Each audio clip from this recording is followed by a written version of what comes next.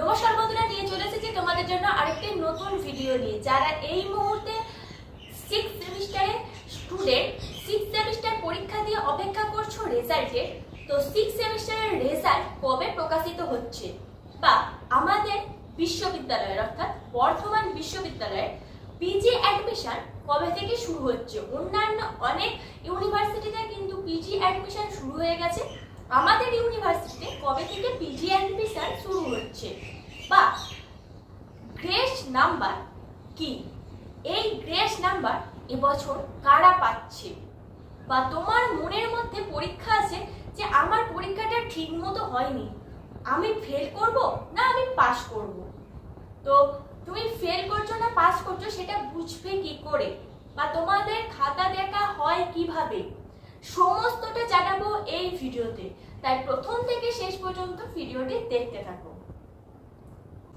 প্রথমে বলি যে তোমাদের রেজাল্ট কিভাবে তৈরি হয়।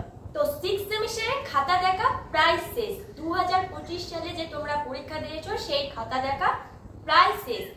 এবার তোমাদের নাম্বার কাউন্টিং এর পালা। তো তোমাদের অ্যাডমিট কার্ডে যে রোল নাম্বার আছে সেই রোল নাম্বার অনুযায়ী তোমাদের সমস্ত পেপার একত্রিত করে নাম্বার বসানো হবে এবং তার ভিত্তিতে রেজাল্ট তৈরি হবে। তো যারা এক্ষেত্রে অনার্সের স্টুডেন্ট, তো তারা প্রত্যেকটি পরীক্ষা কিন্তু বাইরের কলেজে গিয়ে দিয়েছো, অর্থাৎ সমস্ত খাতায় বাইরের স্যাররা তোমার দেখবে, সেই স্যাররা খাতা দেখার পর সেই 4টে পেপার যে পরীক্ষা দিয়েছো তোমরা, সেই 4টে পেপার একত্রিত করা হবে, দিয়ে তোমার অ্যাডমিট কার্ডের রোল নাম্বার অনুযায়ী তোমার 6th সেমিস্টারে রেজাল্ট করা হবে।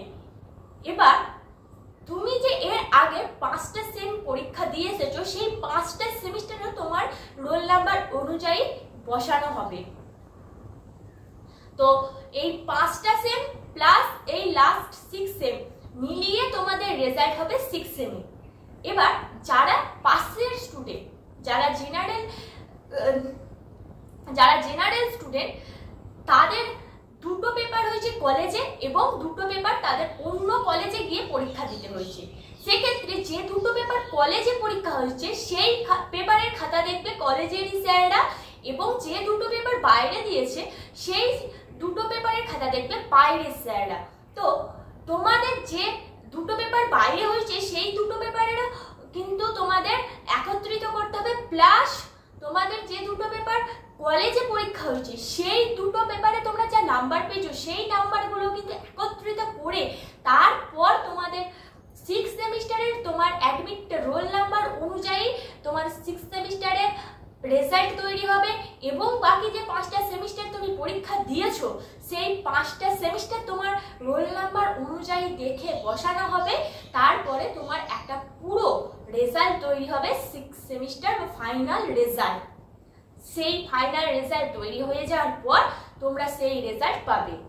তো এবার আসি তোমাদের খাতা চেক কিভাবে হয়। তো তোমরা এতদিন যে পরীক্ষা দিয়ে এসেছো সেই পরীক্ষা দিয়ে আসার পর তোমাদের খাতা, এক কলেজের খাতা অন্য কলেজে যেত, অন্য কলেজের টিচাররা তোমাদের সেই খাতা চেক করতো, যা প্রসেসিং হতে 4 থেকে 5 মাস টাইম লাগতো, তারপরে কিন্তু তোমরা রেজাল্ট পেতে। কিন্তু এই যে 6th সেমিস্টার পরীক্ষা দিচ্ছ, এই 6th সেমিস্টারের পরীক্ষা তোমাদের যে খাতা পরীক্ষার সেই খাতা তোমাদের কলেজের এইচওডিদের দেখা হবে, তারা ইউনিভার্সিটিতে যাবে এবং সেখানে গিয়ে খাতা চেক করবে। তাহলে এক্ষেত্রে তোমাদের মনে হতেই পারে তাহলে কি আমাদের ফ্রেশ ভাবে খাতা চেক হবে, না আমাদের গড় নাম্বার দিয়ে দেওয়া হবে। দেখো, যাতে তোমাদের খাতার কোনো রকম কোনো নাম্বার গন্ডগোল না হয় সেই কারণেই কিন্তু ইউনিভার্সিটিতে চেক হচ্ছে খাতা। এইবার তোমাদের সেই উদ্দেশ্যে বলি যে আমাদের বর্ধমান ইউনিভার্সিটির আন্ডারে 74টি আন্ডার গ্র্যাজুয়েট কলেজ আছে এবং সেখানে 2,21,000 স্টুডেন্ট আছে।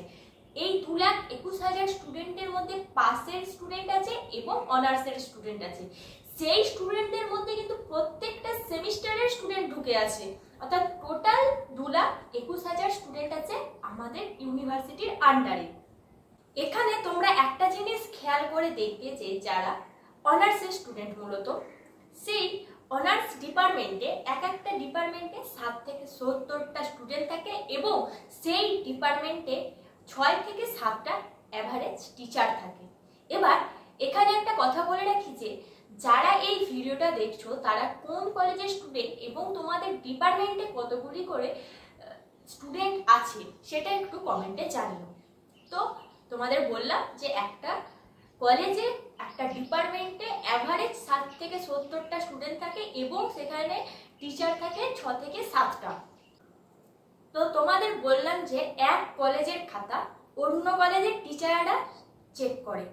তো এইবার এক কলেজের খাতা অন্য কলেজের টিচাররা যখন চেক করছে তখন একটা টিচারের কাছে অ্যাভারেজ 60 থেকে 70টা খাতা যাচ্ছে। এবার সেই স্যার যদি ইউনিভার্সিটি থেকে খাতা নিয়ে আসতে পারে, ইউনিভার্সিটি থেকে খাতা নিয়ে আসার পর সেই স্যার কিন্তু অন্যান্য কলেজের স্যারের কাছে সেই খাতা ভাগ করে দেয়। তাহলে সেই খাতা ভাগ হয়ে যাওয়ার পর এক একটা টিচারের কাছে 10 থেকে 12টি খাতা থাকে। তাহলে এক্ষেত্রে তোমাদের খাতাতে চেক করতে খুব অসুবিধা হবে কি? বা যদি ধরো তোমাদের এইচওডি খাতা ইউনিভার্সিটি থেকে আনতে পারলো না কলেজে, ইউনিভার্সিটিতে বসেই খাতা চেক করতে হলো, তাহলে এক একটা টিচারের কাছে 60 থেকে 70টা খাতা আছে এবং তার হাতে টাইম আছে 5 থেকে 7 দিন।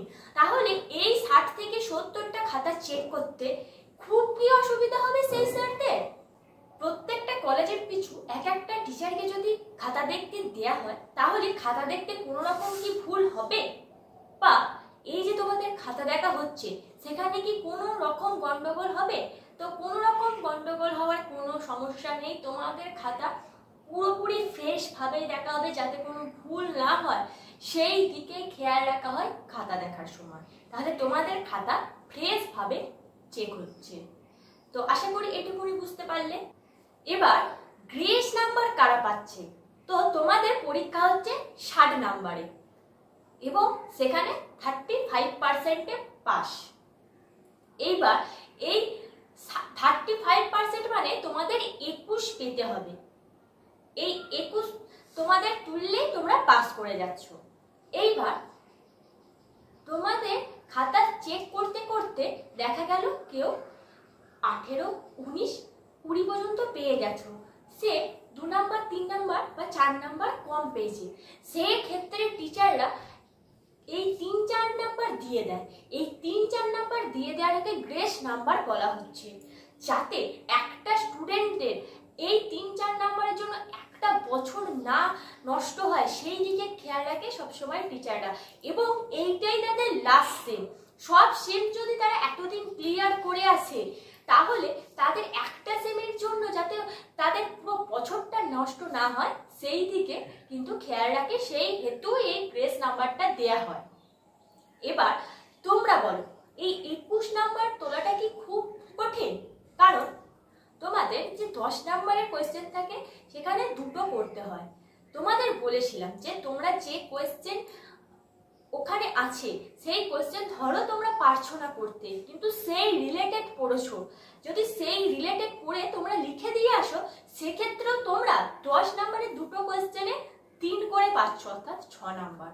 5 নাম্বারের 4টে কোয়েশ্চেন, তো 5 নাম্বারের এই 4টে কোয়েশ্চেনেও তোমাদের ম্যাক্সিমাম 2 করে দেয়া হলো যদি তোমরা রিলেটেড অ্যান্সার লিখে থাকো। যদি এবার 2 করে দেয় 5 নাম্বারের 4টে কোয়েশ্চেনে সেক্ষেত্রে 8 নাম্বার হলো। তাহলে তোমাদের এই বড় কোয়েশ্চেন থেকে 6, 8, তাহলে মোট হলো 14। এইবার তোমাদের শর্ট কোয়েশ্চেন কিন্তু খুঁটিয়ে দেখা হয়, তো সেখানে তোমার ম্যাক্সিমাম ধরো 3টে কোয়েশ্চেন তুমি ঠিক লিখলে অর্থাৎ 6 নাম্বার, তাহলে 14 আর 6 20, তাহলে তোমার আর কত নাম্বার লাগছে? 1 নাম্বার, তাহলে কিন্তু তুমি পাস। এই যে 1 নাম্বার তুমি পাচ্ছ না সেই 1 নাম্বার কিন্তু তোমাদের স্যাররা দিয়ে দেবে গ্রেস নাম্বার হিসেবে, তো সেক্ষেত্রে তোমার পাস হয়ে গেল। এবার এই যে তোমাদের নাম্বার ডিভিশনটা বললাম এইভাবে যদি কেউ লিখে আসো তো তোমাদের আগেই পরীক্ষার আগেই বলে দিয়েছিলাম কোনো কোয়েশ্চেন ছেড়ে আসা যাবে না, তুমি প্রত্যেকটা কোয়েশ্চেন অ্যাটেন্ড করার চেষ্টা করবে। যদি সেই কোয়েশ্চেন না পারো, সেই রিলেটেড পড়লে সেইটাই লেখার চেষ্টা করবে, তোমাদের বলে দিয়েছিলাম। তো তোমরা যদি প্রত্যেকটা কোয়েশ্চেন এইভাবে অ্যাটেন্ড করে থাকো তাহলে কিন্তু তোমরা পাস করছো নিশ্চিত। এবার তোমরা যদি সব কোয়েশ্চেন অ্যাটেন্ড না করো, সেক্ষেত্রে তোমরা যদি সাদা খাতার জমা দাও তাহলে অন্যরকম ব্যাপার হবে। কিন্তু তোমাদের আমি যেভাবে বলেছিলাম সেইভাবে লিখলে, প্রত্যেকটা কোয়েশ্চেন যদি সেই রিলেটেড অ্যাটেন্ডও করে থাকো তাহলে তোমরা পাস করে যাচ্ছ। এবং এখান থেকে বুঝতে পারলে যে গ্রেস নাম্বার কি এবং গ্রেস নাম্বার কারা পাচ্ছে এবং তুমি পাস করছো কিনা, এই ব্যাপারগুলি এইখান থেকে আশা করি পরিষ্কার হয়ে গেল। এবারে আর একটা ভালো পয়েন্ট আছে যে সিবিসিএস এটাই হচ্ছে লাস্ট ব্যাচ। তোমরা জানো যে এনএপি ব্যাচ শুরু হয়ে গেছে, সিবিসিএস এটাই লাস্ট ব্যাচ। তো সেক্ষেত্রে স্যাররা চাইবে সবাইকে পাস করিয়ে দিতে, কারণ এর পরের বার যারা পরীক্ষা দেবে তাহলে তাদের জন্য স্যারদের দুটো করে কোয়েশ্চেন সেট তৈরি করতে হবে, এইবার তাদের খাতা দেখতে হবে দুরকম ভাবে, সেই হেতু একটা চাপের সৃষ্টি হবে স্যারদের কাছে। সেই ক্ষেত্রে স্যাররা চাইবে যে এবছর যাতে সবাই পাস করে যান। তো সেই হেতু এবছর স্যাররা চাইবে সবাইকে বেশি নাম্বার দিয়ে বা যারা পাস করার যোগ্য তাদেরকে পাস করিয়ে দিতে। যারা এতদিন পর্যন্ত কোনো সেমিস্টারে ব্যাক পায়নি তাদের কাছে তো একটা 6 সেমিস্টার নিয়ে চাপ থাকবেই, কারণ তাদের যদি 1 নাম্বারের জন্য ব্যাক চলে আসে তাহলে তাদের একটা বছর নষ্ট, তারা টেনশনে থাকবে। সেই হেতু কিন্তু তোমাদের এবছরের টিচাররা চাইছেন যে তোমরা পাস করে যাক। এবার সবটাই ইউনিভার্সিটির উপরে ডিপেন্ড করছে কি হবে, বা তোমাদের পরীক্ষা দেওয়ার উপরে ডিপেন্ড করছে তোমরা কেমন পরীক্ষা দিয়েছো। কিন্তু এতদিন পর্যন্ত যাদের অল ক্লিয়ার আছে বা 4 সেমিস্টার যারা ব্যাক পেয়েছিল, ফার্স্ট সেমিস্টার, সেকেন্ড সেমিস্টার বা থার্ড সেমিস্টার, তাদের রেজাল্টও বেরিয়ে গেছে, বা 4 সেমিস্টার রিভিউ যারা করেছো তাদেরও রেজাল্ট বেরিয়ে গেছে, রিভিউ রেজাল্ট। এবার যারা প্রত্যেকটাই ক্লিয়ার আছে, অল ক্লিয়ার আছে, তারা ফ্রেশ রেজাল্ট পেয়ে যাচ্ছ। তো এবছরই তারা গ্র্যাজুয়েশন যে রেজাল্ট সেটা পেয়ে যাবে, তাহলে তোমাদের কোনো বছর গ্যাপ থাকছে না, তোমাদের একটা বছরও নষ্ট হচ্ছে না।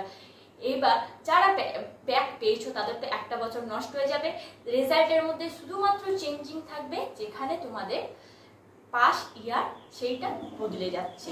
তাহলে ব্যাক পেলে তোমাদের একটা বছর নষ্ট হচ্ছে এবং সেক্ষেত্রে পাসিং ইয়ার চেঞ্জ হয়ে যাচ্ছে, এটা তোমরা বুঝতে পারলে। এরপরে এখানে একটা তোমাদের বলে রাখি যে তোমরা অনেকেই কোয়েশ্চেন করেছো যে এসএসসি পরীক্ষা আমাদের ভালো হয়নি। তো এই এসএসসি পরীক্ষা তোমাদের কলেজে দিতে হয়, তো সেখানে খাতা দেখছে তোমাদের টিচার, সেই হেতু এসএসসি পরীক্ষা নিয়ে টেনশন করার কিছু নেই। এবার আসি যে তোমাদের পিজি অ্যাডমিশন কবে থেকে শুরু হচ্ছে। তো এখানে বলি যে 6 সেমিস্টার রেজাল্ট যতদিন না প্রকাশিত হচ্ছে পিজি অ্যাডমিশন ততদিন শুরু হবে না। আগে 6 সেমিস্টার রেজাল্ট প্রকাশিত হবে, তারপরে আমাদের ইউনিভার্সিটির পিজি অ্যাডমিশন শুরু হবে। তো পিজি অ্যাডমিশন কেমন ভাবে হয়, একটা পিজি অ্যাডমিশনের একটা সাবজেক্টে কত টাকা অ্যাডমিশন ফিস দিতে হচ্ছে, বা তোমাদের কাউন্সিলিং এর মাধ্যমে কিভাবে তোমাদের অ্যাডমিশন হয়, এই সমস্ত কিছু নিয়ে আমাদের ভিডিও দেয়া আছে। অর্থাৎ পিজি নিয়ে যে সমস্ত ক্রাইটেরিয়া দরকার সমস্ত আমাদের ভিডিওতে বর্ণনা করা আছে, তোমরা গিয়ে আমাদের ভিডিওটা দেখে নিলে তোমরা পুরো স্পষ্ট হয়ে যাবে। তো সেক্ষেত্রে তোমাদের রেগুলারে ভর্তি হও বা তোমরা ডিস্টেন্সে ভর্তি হও, এই দুটো লিঙ্কই আমরা আমাদের ডেসক্রিপশনে দিয়ে রাখছি। তো তোমরা যেখানেই ভর্তি হও রেগুলার কিংবা ডিস্টেন্সে দেখে নিতে পারো। তো ডিস্টেন্সে কিন্তু ফর্ম ফিল আপ চলছে, তোমরা ফর্ম ফিল আপ করে নাও যারা ডিস্টেন্সে পিজিতে অ্যাডমিশন নেবে। কিন্তু যারা রেগুলারে অ্যাডমিশন নেবে তাদের আগে রেজাল্ট বেরোবে, তারপরে কিন্তু পিজি অ্যাডমিশন স্টার্ট হবে। এবার 6 সেমিস্টারের রেজাল্ট কবে প্রকাশিত হবে, তো তোমাদের আগে যা বলে এসেছি এখনো তাই বলবো। 6 সেমিস্টার রেজাল্ট 20 তারিখের মধ্যে প্রকাশিত হওয়ার চান্স আছে, বা 20 তারিখের আশেপাশেই কোনো ডেটে প্রকাশিত হবে। তো রেজাল্ট প্রকাশিত হওয়ার পর পিজি অ্যাডমিশনের ডেট ওপেন হবে। তো পিজি অ্যাডমিশনের ডেট ওপেন হলে তোমাদের তা জানিয়ে দেব এবং পিজি সম্পর্কে সমস্ত রকম গাইডলাইন আমাদের এখানে পেয়ে যাবে। আমরা তোমাদের গাইড করে দেব। তো তার জন্য আমাদের চ্যানেলকে সাবস্ক্রাইব করে পাশে থাকতে হবে। তো আজকের ভিডিও এখানেই শেষ করছি। আশা করি তোমাদের মনে যে সমস্ত ডাউটস ছিল দূর করতে পেরেছি। তো ধন্যবাদ সবাইকে। Junior education.